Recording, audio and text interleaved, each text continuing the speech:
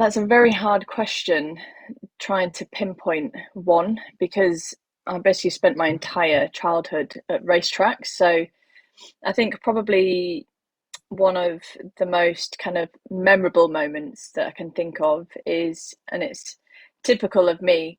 My dad was racing at a track in England, and the paddock had quite a steep hill. And basically, while my dad was racing and doing his thing, I would be creating havoc and getting into mischief on whatever bike I had, or a skateboard, or a scooter, or rollerblades, something like that. And I remember my dad was out, and he just got back in and was in the kind of park firm at the end.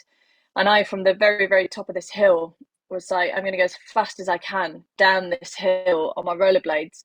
And I remember falling over at the end, right where my dad was stood. And yeah, I'd had no fear back then, absolutely no fear whatsoever. So that's my first memory of being at a racetrack, really. Me hurting myself. Who'd have thought?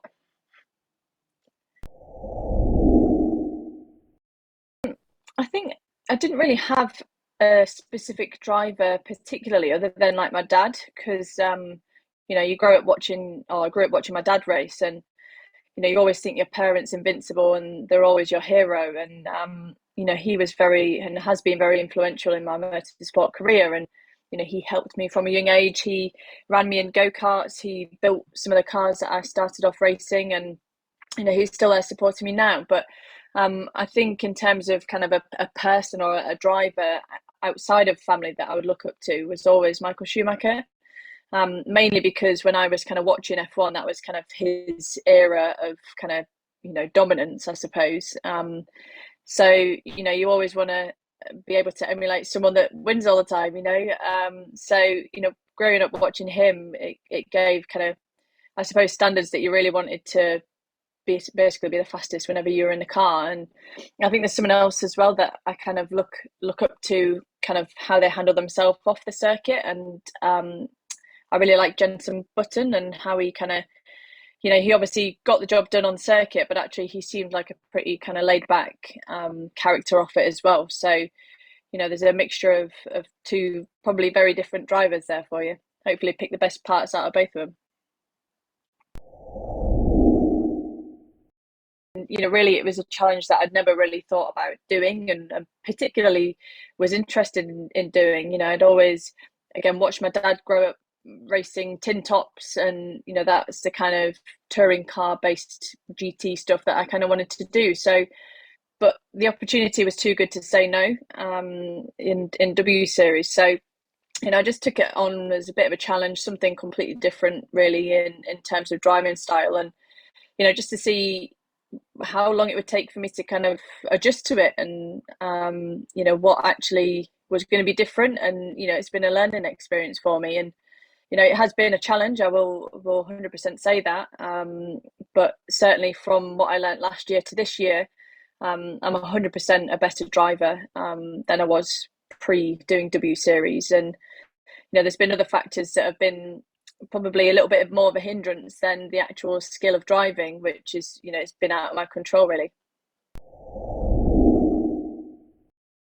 So yeah, end of 2021, the last round in Austin, I ended up running over a sausage curb and breaking my back in two places, which, um, there are some crashes that you see on TV, and that are absolutely huge, and you think, God, someone's going to be really hurt in that. For example, the Spa crash mid-season, and then you have something that looks pretty inconspicuous, just running over a curb, and you think, oh, they'll be fine. And unfortunately, just with the awkwardness of kind of how I landed back on another sausage curb, that's what kind of did the damage. So, knew straight away that I had broken my back, and it was just a case of, right, what next? What needs to happen to be able to allow me to recover from this? So it was a long road, long journey. I'm still on the recovery journey at the moment, but just lucky that I'm able to walk, able to get back in a car, and do everything that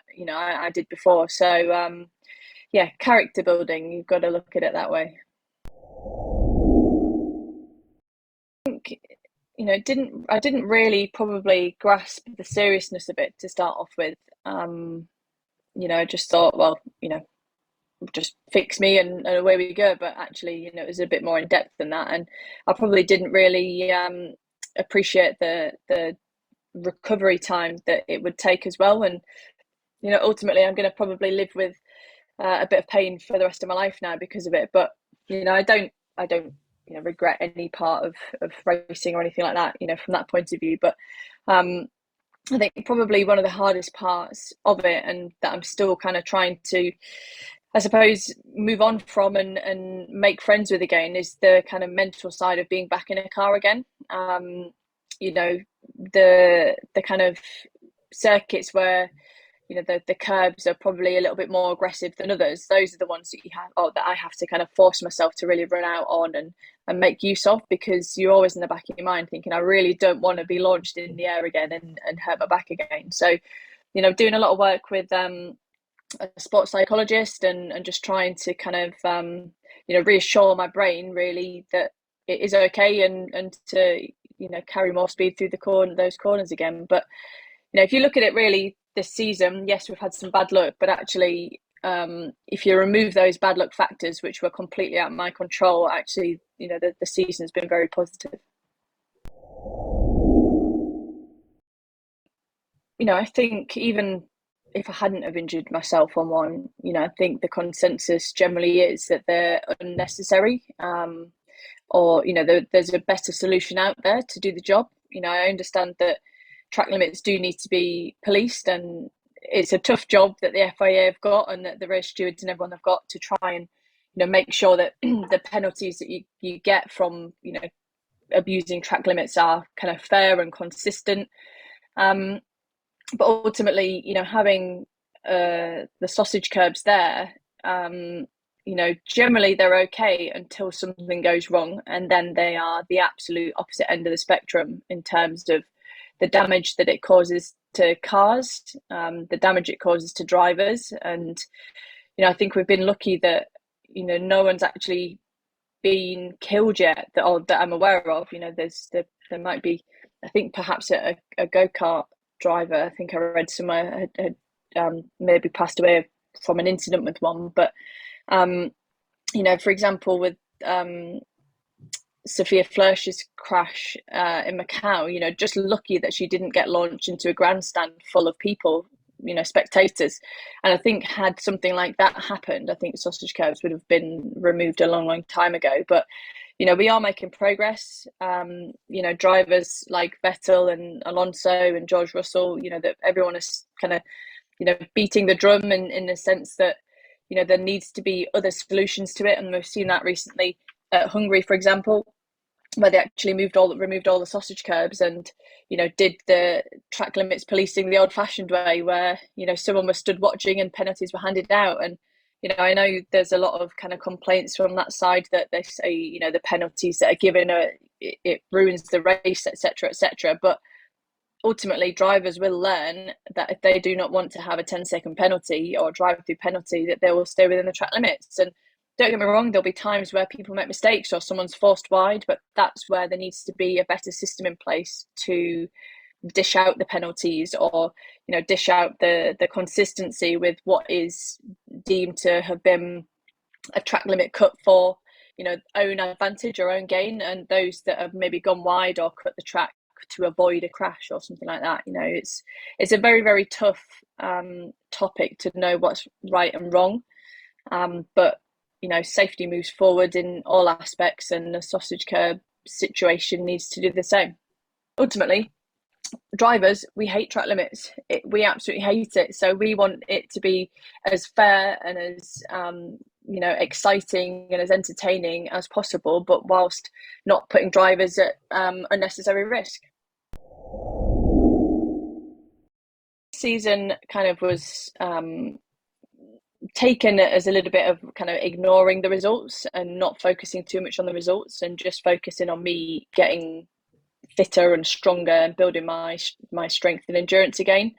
We only had about 6 weeks or so out of the actual brace before being in a race car again. So the body has got a lot to adapt to, and I've had a complete winter of absolutely no movement really whatsoever. So usually you'd have a really, really intense workout program to build strength, and all I did was lose all my muscle. So we viewed this season as a bit of a kind of just build up and look towards the end of the season for results. But actually I can be quite pleased with what I've managed to achieve.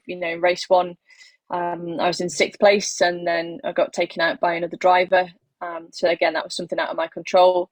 The second race at Miami, I think I finished 12th or something, and that was just because my body was absolutely ruined, which I expected as well. It wasn't a shock to me that I was just holding on for that second race. But at least I got through the weekend, and the incident with Fabienne, it didn't cause any problems or anything with my back. So so if you ignore that kind of first incident, that would have been a nice 6th place and just outside the top 10 for the second one.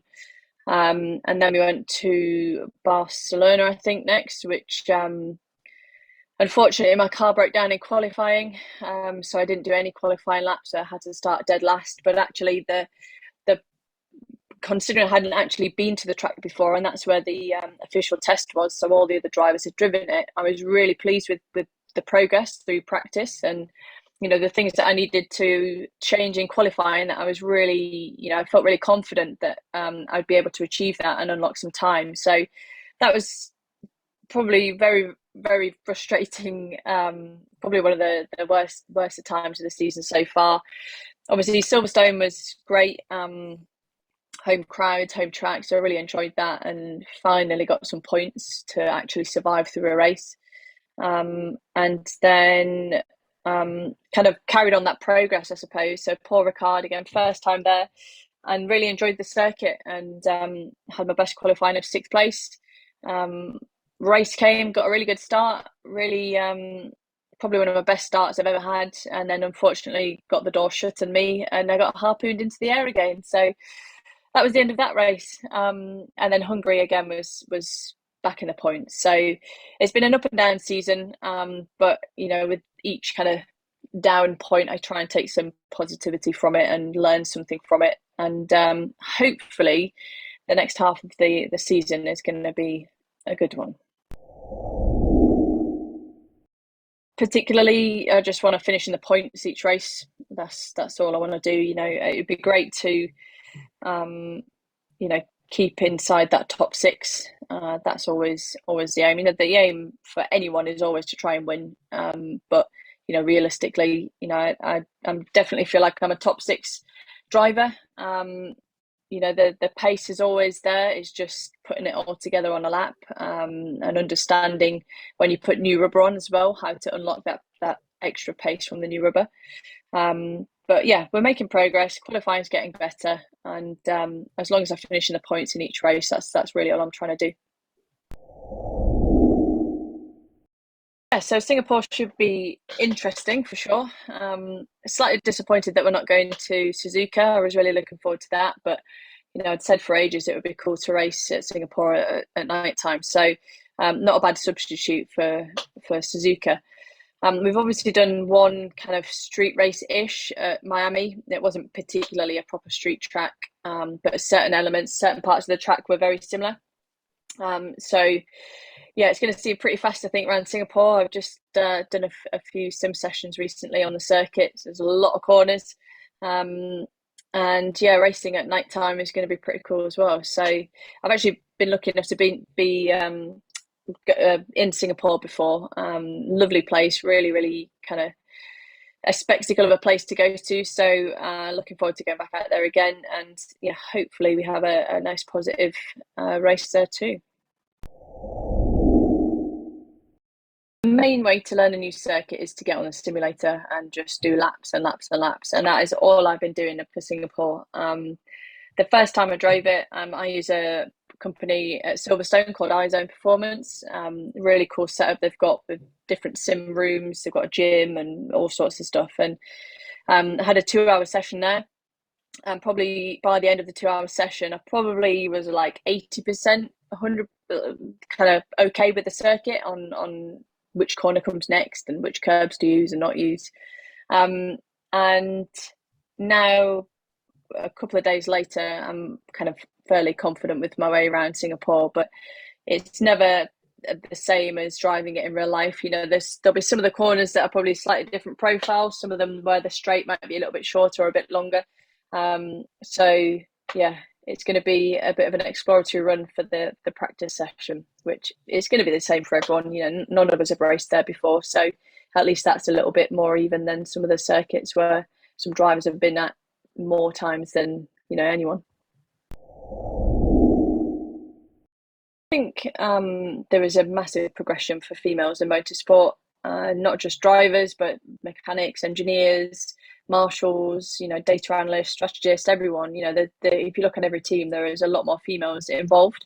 And I think W Series is going to be a massive help for, you know, female drivers coming into the sport, and, you know, being able to look and see, you know, a group of girls racing and hopefully inspiring the younger generations that they can do the same.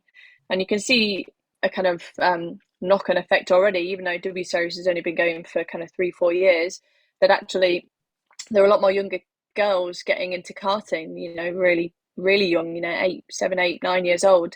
And it's because they've watched W Series. And, you know, we get a lot of messages from spectators and fans that actually they've watched W Series, and you know, it's inspired them to want to go and have a go in a go-kart, which is pretty cool.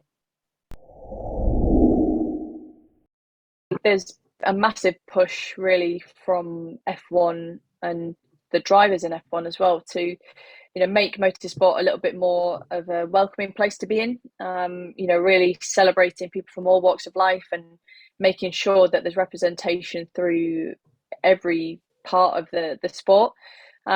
And I think that's probably not just with motorsport, it's globally, really, sport in general and life in general, you know, not just sport, actually life, that actually there is a massive push to, you know, make it a more friendly, safer and equal place to be a part of. And, you know, it's very kind of a humbling experience, and I'm very proud to be part of motorsport and its huge push to do that. And you know, as I mentioned, the drivers, you know, Lewis, Vettel, and other drivers actually use their platform to try and make it, you know, make use of their platform to make it a better place as well, which I think they need to be commended for.